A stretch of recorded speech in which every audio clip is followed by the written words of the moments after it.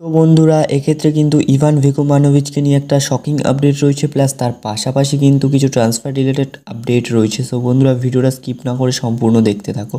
Hello বন্ধুরা, বিএসআবি YouTube চ্যানেলে আর একটা নতুন ভিডিওতে সকলকে স্বাগত জানাচ্ছি। তো চ্যানেলে নতুন হলে সাবস্ক্রাইব করে দিও, পাশে থাকা বেল আইকনটা অল অপশন সেট করে দিও এরকম ইন্টারেস্টিং আপডেট পাওয়ার জন্য।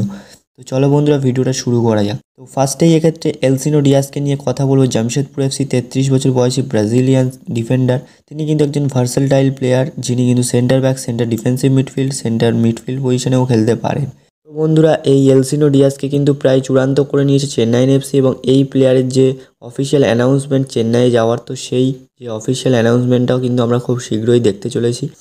তো ইভান ভুকোমানোভিচকে নিয়ে কিন্তু পরবর্তী আপডেট রয়েছে। তো ইভান ভুকোমানোভিচ কিন্তু কেরালা দল ছেড়ে দিয়েছে। তো এক্ষেত্রে কিন্তু কেরালা নতুন করে একটা টিম রিবিল্ড করতে যায়, সেই কারণেই কিন্তু ইভান ভুকোমানোভিচ কিন্তু কেরালা দল ছাড়লো।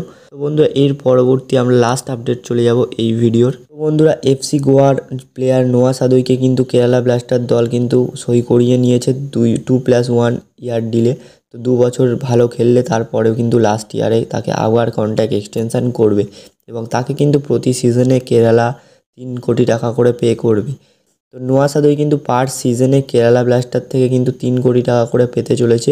তো বন্ধুরা একটা খুব সুন্দর ডিল কিন্তু ডান হয়ে গেল অবশ্যই বলাই চলে।